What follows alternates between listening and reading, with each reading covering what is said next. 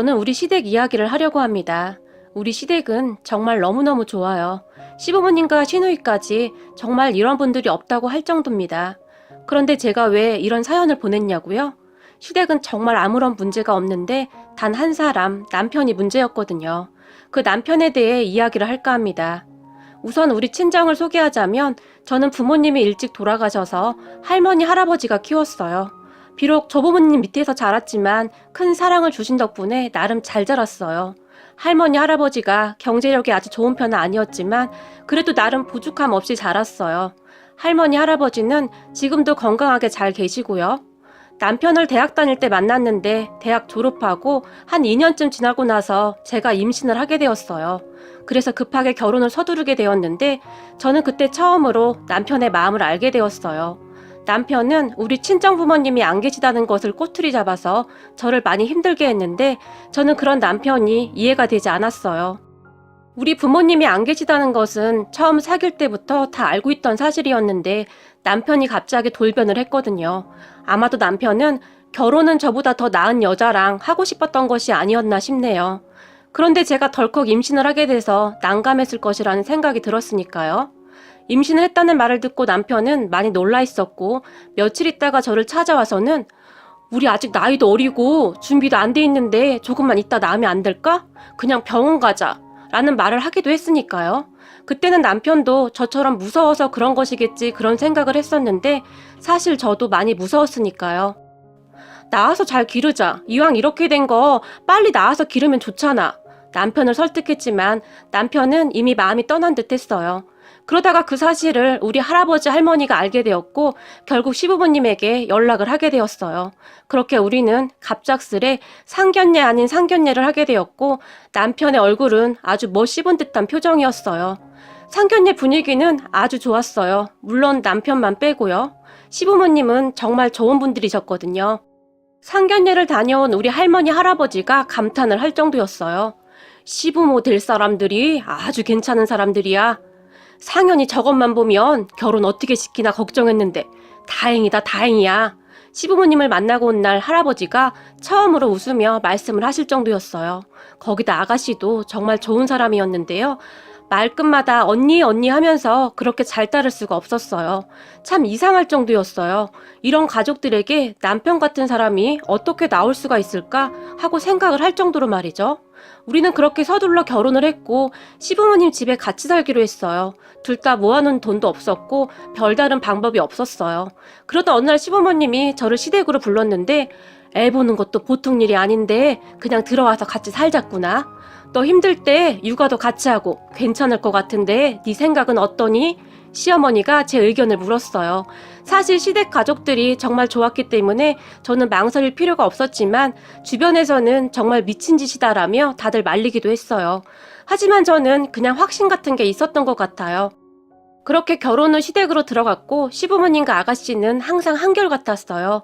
할머니, 할아버지 밑에서 자랐던 저는 정말 엄마 아빠가 생긴 것 같아서 그렇게 좋을 수가 없었어요. 거기다 예쁜 여동생까지 생긴 것 같았으니까요. 육아도 서로 도와가면서 했는데 시부모님과 시누이가 번갈아 가면서 제가 힘들지 않도록 육아를 도와줬어요. 저는 정말 너무나 행복한 시간이었는데 딱 한 가지 문제만 빼고 말이죠. 바로 남편이었는데요. 남편은 결혼하고 더욱 변해버렸는데요. 잔뜩 마시고 취해서 들어오는 날이면 네가 내 발목을 잡았어. 꼴도 보기 싫으니까 꺼져. 라는 말을 하기 일쑤였고 그럴 때마다 시부모님이 달려와서 우리가 너를 이렇게 키웠니? 너 이 정도밖에 안 되는 인간이었어? 라며 남편을 혼내기도 했어요. 그런 일이 자주 반복되었고 그러던 어느 날 난 답답해서 못 살겠으니까 다들 잘 살아. 라며 남편이 집을 나가버렸어요.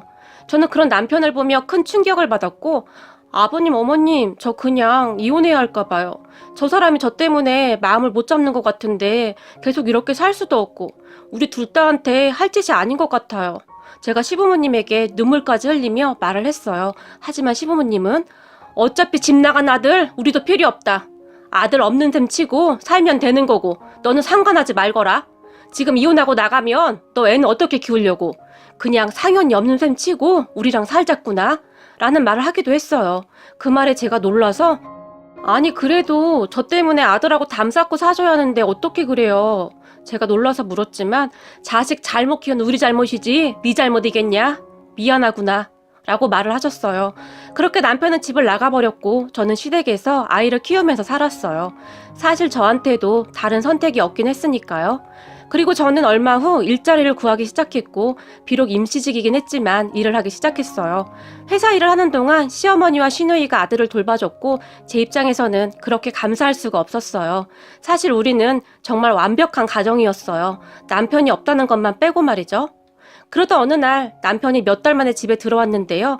우리가 다 모인 자리에서 나 쟤랑 이혼할 거야. 마음 떠난 지 한참 됐고 사실 애 때문에 산 거잖아? 라며 남편이 저를 째려봤는데 준서는 우리가 키울 테니까 너는 몸만 나가. 나 여자 생겼는데 그 여자가 준서까지 키워줄 자신 있다고 하니까 너보다 100배는 능력 있고 좋은 여자야. 근데 너 진짜 뻔뻔하다. 얼굴에 무슨 철판 깔았냐? 내가 너 싫다고 집까지 나갔는데 남편도 없는 집에 어떻게 지금까지 남아있을 수가 있어? 생각이라는 게 있으면 알아서 나갔어야지. 진짜 뻔뻔하다. 남편이 큰 소리로 말을 했어요. 그 순간 제가 너무 창피해서 눈물이 왈칵 쏟아졌는데요. 하긴 네가 갈 데가 어디 있겠냐. 이래서 집안 빵빵한 사람 만나야 해. 최소한 집안이 정상적이어야 하는 거야. 남편이 다시 저에게 쏘아 붙였어요. 그런데 시부모님이 남편을 무섭게 노려보고 있었는데요. 그런 시부모님의 입에서는 충격적인 말이 튀어나왔어요. 이래서 옛말에 머리 검은 짐승은 거두는 게 아니라고 했구나. 라는 말이 시아버지 입에서 툭 하고 튀어나왔거든요. 그 말에 남편뿐만 아니라 아가씨와 저까지 놀라서 시아버지를 바라봤고 시아버지의 말에 남편이 아빠 그게 무슨 말이야? 라며 눈을 동그랗게 뜨고 물었어요. 못 알아들었어? 다시 말해줘? 시아버지가 남편을 향해 버럭 소리를 질렀고 그 모습에 옆에 있던 시어머니가 여보 그만해요. 그건 우리가 눈 감는 순간까지 비밀로 하기로 했잖아요. 당장 그만둬요. 놀라서 시아버지를 말리는 듯 했어요. 하지만 시아버지는 왜? 이제 다 컸는데 상현이도 알 건 알아야지 라고 말을 하며 다시 남편을 봤는데 다시 말해줘? 이래서 머리 검은 짐승은 거두는 게 아니라고 했다. 우리가 너를 잘못 키웠어. 애초에 너를 데려오는 게 아니었어. 바르게 잘 키울 수 있을 줄 알았는데 우리가 널 잘못 키웠구나. 누굴 원망하겠니? 다 우리 잘못이지 라며 시아버지가 남편을 다시 노려봤어요. 그런 시아버지의 말에 아빠 내가 아무리 미워도 그렇지 무슨 그런 말을 해? 농담도 정도껏 해야지. 그럼 내가 엄마 아빠 아들이 아니라는 거야? 나 아빠랑 이렇게 많이 닮았는데 남편이 말을 했는데 순간 남편의 목소리가 떨리고 있었어요.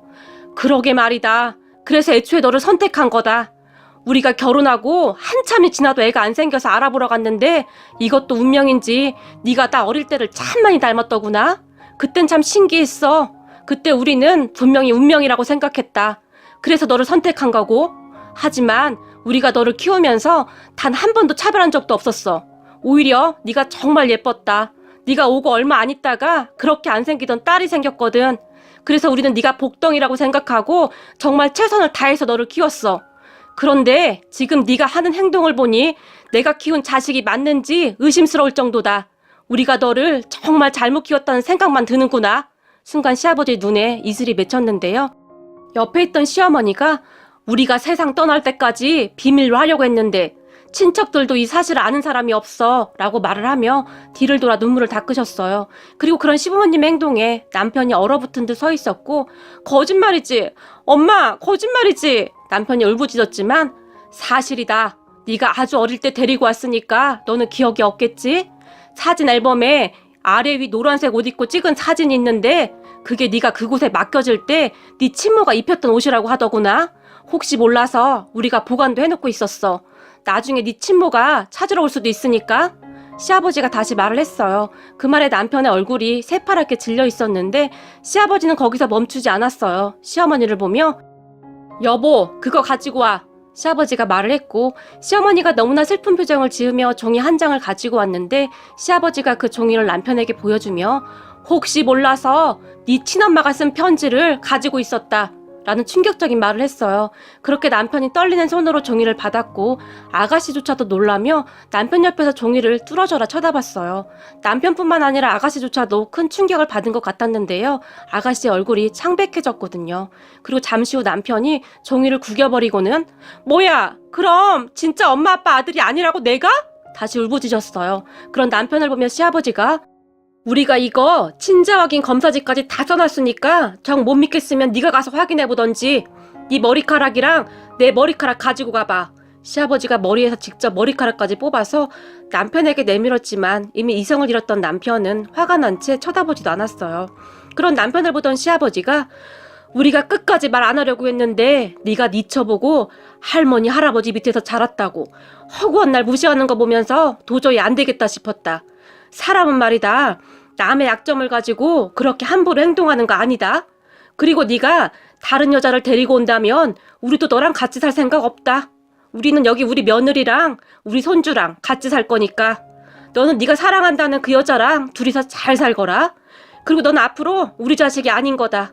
우리는 우리 며느리를 그냥 딸로 삼을까 한다 라는 말을 했어요. 그 말에 남편은 다시 한번 충격에 휩싸인 채 집을 나가버렸어요. 그리고 그런 남편의 뒷모습을 보던 시아버지가 못난 자식 같으니라고 어디서 저런 것이 나왔는지 라는 말을 하기도 했어요. 그렇게 남편이 나가고 나서 우린 한동안 아무 말도 못하고 있었는데요. 잠시 후에 엄마 아빠 그동안 어쩜 이렇게 감쪽같이 숨길 수가 있어? 아가씨가 물었지만 시부모님은 입을 꼭 다문 채 묵묵부답이었어요. 그 뒤 집안 분위기가 많이 가라앉게 되었는데요. 무엇보다도 아가씨의 충격이 많이 큰 듯했어요. 하지만 아가씨는 원래 본성이 착한 사람이었던지라 우리 아들과 저에게는 어떠한 편견도 갖지 않고 평소와 똑같이 행동을 했어요. 그런 아가씨를 보는데 너무 미안하고 고맙더라고요. 그러던 어느 날 저녁 식사를 하는데 어머님 아버님 저 그냥 친정으로 갈게요. 아무리 생각해봐도 제가 지금 여기에 있는 건 아닌 것 같아요. 그동안 남편도 없는데 혼자 제 고집만 부린 것 같아요. 라고 말을 했는데 갑자기 제 눈에서 눈물이 왈칵 쏟아져 나왔어요. 그런데 그런 제 말을 듣던 시어머니와 시아버지가 동시에 안 돼! 절대 안 돼! 라고 소리를 지르셨어요. 그리고 아가씨도 언니 저는 단 한 번도 언니가 남이라고 생각한 적 없어요. 우리 가족이잖아요. 그냥 여기서 우리랑 같이 살아요. 엄마 아빠 딸로 그리고 제 언니로 살면 되잖아요. 라며 제 손을 잡아줬어요. 그 순간 제가 눈물을 펑펑 흘렸는데요. 그래 너는 우리 딸이다. 딸이 엄마랑 아빠 두고 어디를 간다는 거니? 그냥 여기서 살거라. 너는 그냥 우리 딸이야. 시어머니도 눈물을 머금은 채 저를 바라봤어요. 그렇게 저는 시댁에서 마치 딸처럼 살았어요. 그리고 시간이 얼마나 지났을까요? 남편이 몇 달 만에 집에 다시 돌아왔어요. 그런 남편의 모습은 상거지도 그런 거지가 따로 없었는데요. 꼴이 아주 말이 아니더라고요. 그런 남편을 보며 가족 모두가 다 놀랐는데요. 네가 여긴 웬일이냐? 그 여자랑 살 거면 나가라고 했던 것 같은데? 시아버지가 소리를 질렀어요. 그런 시아버지의 말에 남편이 눈물을 뚝뚝 흘렸어요. 그리고는 남편이 갑자기 우리 앞에 무릎을 꿇고는 죄송해요. 제가 잘못했어요. 남편이 말을 했고 그런 남편을 보며 왜 나한테 미안한 거냐? 너 없이 네 아들 키운 네 처한테 미안해야지. 시아버지가 호통을 쳤고 남편이 저를 보며 정말 미안해. 앞으로 당신하고 준서만 생각하고 정신 똑바로 차리고 살게. 남편이 다시 눈물을 펑펑 쏟았어요. 남편의 그런 모습에 저는 그저 어리둥절하고 있었는데 사실 저는 그때쯤 남편을 너무 오랜만에 봐서 어색할 지경이었거든요. 그렇게 남편은 집에 돌아왔고 정말 놀랄 정도로 변했는데요. 우선 취업 준비를 하겠다고 여기저기 열심히 일자리를 알아보기 시작했어요. 같은 사람이 맞을까 싶을 정도였는데 열심히 면접을 보러 다녔어요. 그 모습에 가족들이 적응이 안 될 정도였어요. 그리고 그동안 우리 아들에게 관심도 없던 남편이었는데 아들하고도 잘 놀아주고 나름 노력을 많이 하는 모습이었어요. 그런 남편의 변화에 시부모님이 아주 좋아하셨는데 이제야 다 제자리로 돌아왔구만. 우리 며느리가 제일 고생 많았다. 라며 제 등을 두드려 주기도 하셨어요. 그렇게 몇 달을 취업 준비를 하던 남편은 큰 회사는 아니었지만 중소기업에 정말 어렵게 취업을 하게 되었어요. 요즘 취업하기가 정말 힘들어서 남편이 취업한 것만으로도 그렇게 고마울 수가 없었어요. 그리고 남편은 정말 열심히 회사를 다녔고 첫 월급을 받은 날에는 가족들의 선물을 사가지고 와서 주기도 했어요. 시부모님께 선물을 드리던 남편이 엄마 아빠 그동안 키워주셔서 정말 감사했어요. 제가 그때 그 소리 듣고 집 나가서 정말 오랫동안 생각을 해봤는데 살면서 엄마 아빠가 저를 차별한 적이 단 한 번도 없더라고요. 그 생각을 하니까 정신이 번쩍 들었어요. 이렇게 잘 키워주신 거 정말 감사해요. 남편이 흐르는 눈물을 닦으며 말을 했고 역시 내 아들이구나. 시부모님도 같이 눈물을 흘렸어요. 그 뒤에도 남편은 정말 많이 변했는데요. 우리 할머니, 할아버지에게도 그렇게 잘할 수가 없었어요. 남편은 마치 다른 사람이 된 것처럼 그렇게 살았어요. 그러다가 제가 둘째를 갖게 되었는데 시부모님과 남편이 그렇게 좋아할 수가 없었어요. 다들 딸이었으면 하고 간절히 바랐는데 둘째는 딸이었고 우리 집은 축제 분위기였어요. 그렇게 우리 할머니, 할아버지까지 집에 모셔와서 거의 잔치 분위기였는데 한참 대화를 하던 시어머니가 이게 아들 낳을 때랑 딸 낳을 때랑 참 달라. 나도 그랬거든. 아들 낳을 때는 아무래도 더 힘들었던 것 같은데 딸은 좀 더 수월했던 것 같아 라는 말을 했고 순간 가족들이 놀라서 시어머니를 바라봤어요. 그리고 아가씨의 입에서 아들 낳을 때? 엄마, 오빠는 이라고 말을 하려다가 멈칫했는데요. 그 순간 시어머니 얼굴이 아주 창백해져 있었어요. 그런 시어머니를 보던 시아버지가 당신 말 조심해! 라며 핀잔을 주기도 했어요. 하지만 다들 별 생각 없이 그대로 잊고 지냈어요. 그렇게 저는 얼마 뒤에 딸을 낳았고 이렇게 행복해도 되나 싶을 정도로 행복한 시간이었어요. 그러던 어느 날 제가 딸에게 모유수유를 하고 거실로 나왔는데요. 시부모님이 주방에서 대화를 하고 있었는데 제가 거실로 나온 것을 미처 못 봤던 모양인지 시어머니가 여보, 근데 우리 언제까지 이래야 해요? 시아버지에게 조용히 물었어요. 뭘? 시아버지가 다시 물었고 아니, 우리 상현이 출생의 비밀 말이에요. 우선 그 방법으로 상현이가 정신을 차리긴 한 것 같은데 언제까지 속일 수도 없는 노릇이고 어떡하냐고요? 시어머니가 한숨까지 쉬면서 물었어요. 이렇게 된 마당에 말하면 뭐해? 나중에 한참 지나면 말할 날이 있겠지. 덕분에 상현이 정신 차렸잖아. 그 방법 아니었으면 상현이 저거 인간 노릇도 못했어. 시아버지가 조용히 말을 하는 듯 했어요. 그 말에 시어머니가 참 무슨 홍길동도 아니고 내가 낳은 아들을 내가 낳았다고 말도 못하고 이게 무슨 난리야 그래? 라고 말을 했는데 어허! 당신 입 조심하라니까. 그때도 말 잘못해서 큰일 날 뻔했잖아. 이 사람아 제발 조심 좀 해. 시아버지가 조용히 말을 했어요. 그리고 그 말에 제가 깜짝 놀라서 주방으로 성큼성큼 걸어 들어갔는데요. 그런 제 모습을 보던 시어머니와 시아버지가 깜짝 놀랐는데 시어머니가 들고 있던 그릇을 놓쳤고 그릇이 그만 쨍그랑하고 깨지면서 산산조각이 났어요. 그리고 두 분이 무슨 도깨비라도 본 듯한 표정으로 저를 바라봤어요. 너 혹시 다 들었니? 어디서부터 들었니? 시어머니가 말까지 더듬으며 물었어요. 출생의 비밀부터 들었어요, 어머니. 제가 조용히 입을 열었는데요. 맙소사, 그럼 다 들은 거네? 네, 대충 다 들었어요. 근데 그이한테 왜 그런 거짓말까지 하신 거예요? 그리고 그때 남편 친모가 쓴 편지도 보여줬잖아요. 제가 두 눈으로 분명히 봤는데요. 종이가 정말 오래되어 보이던데요? 제가 놀라서 물었어요. 너 조용하길래 자는 줄 알았는데 안 잤구나. 그게 말이다. 그거 가짜였어. 시어머니 입에서 그 말이 툭 하고 튀어나왔어요. 네? 가짜요? 가짜를 어떻게 만들어요? 무슨 드라마도 아니고요. 그 종이 옛날 네 신우가 썼던 일기장에서 빈 거 한 장 뜯어서 오래된 글씨처럼 쓴 거다. 상현이가 하도 정신을 못 차려서 어쩔 수가 없었다. 시아버지가 조용히 말을 했어요. 네? 진짜요? 무슨 이런 일이.